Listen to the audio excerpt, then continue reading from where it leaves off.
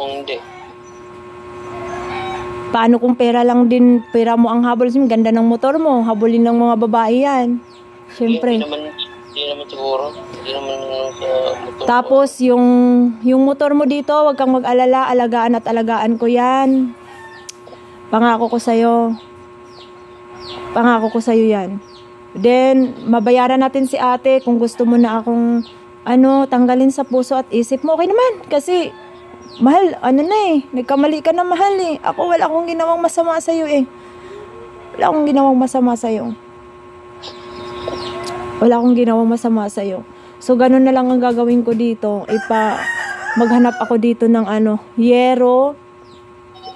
Kahit yung mumurahin lang na yero. Ipataklap ko na dito kay Joel. Paggawaan ko to ng paraan kay Joel. O di kaya si Kuya Hill. Kasi si Joel, ang gusto talaga ni Joel, ihalo block to eh. Ihalo block talaga to gusto ni Joel. Wala naman akong pambayad sa kanila kung ipahalo block ko to. Wala naman akong pambayad eh. Kaya, kahit yung magkambal lang, kahit yung kambal lang ang paanuhin ko dito. Yung kambal, papukpuk-pukpukin ko. Magaling naman yung magkambal, magpukpuk eh. Yun na lang, makaraos lang kami. Okay na ako mahal kahit iwanan mo ko. Kasi nagkamali ka mahal talaga eh. Kamali ka kahit sang anggulo tingnan. Ginawa ko lahat, nadisgrasya ka lahat, nagkabangga-bangga ka lahat, ako lahat nagsosolve. Lahat binangga ang motor mo. Mas hindi mo tinitimbang yung nagawa kong kabutihan sa'yo. Mas tinitimbang at iniisip mo lagi yung mga bad na nagawa ko sa'yo. Dapat laging mas matimbang yung ginawa mong kabutihan sa akin. So, ngayon, hindi ko alam kasi ang pera ko dito ngayon, bawas na dahil bumili akong bigas, ulam namin ni Angel. Then, wala talaga. Hindi na kita aasahan. Yung ATM na ibigay mo sa akin, pambayad ni ate yun. Pambayad ni ate yun, yung ATM na ibibigay mo sa akin. Pero, pagkatapos niyan, alam kong kukunin mo rin. Alam kong kukunin mo rin ang ATM. Alam ko. Kukunin ko man siya, pero kailangan may hollow block na dyan. Paikot, makompleto hollow block. Alam kong kukunin mo rin yung alam kong kukunin mo rin yung ATM mo sa akin. At hindi ko na inasahan yung suporta mo sa akin kasi alam kong may babae ka na, ganyan. Ang sakit. Hindi na kita istorbohin. Pangako ko sa iyo yan, mahal. Ganun kita kamahal.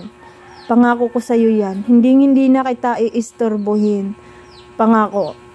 Kasi kung 50 mil lang naman yung utang ni ate, baka 1 buwan, 2 buwan or 3 buwan tapos na yung utang kay ate, baka mabayaran na din. Then, yun na, pagkatapos ng 3 buwan, kung buntis talaga yung babae, kukunin mo na yung itim. Siyempre, magpapacheck up na kayong dalawa. Manganganak siya. Tapos magsama na kayong dalawa. Ganun. Hindi ko alam. Hindi ko muna ayokong naisipin yan.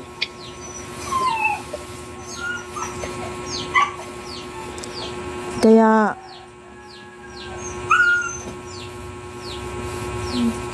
okay lang.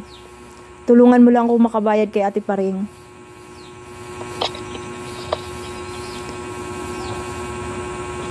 Tulungan mo lang akong makabayad kay Ate Paring. Huwag kang mag-alala, mahal. Yung ATM na ibibigay mo sa akin, hindi ko yan itatakbo, hindi kita lulukuhin. Ibabayad ko yan sa utang, mahal. Tapos pag nabayad na yung utang, pwede mo nang kunin.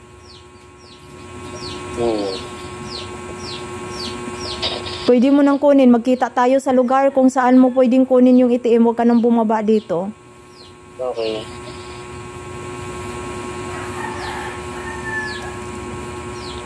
Magkita tayo. Kahit sabihin mong, pupunta akong Litex, doon mo kunin yung ATM.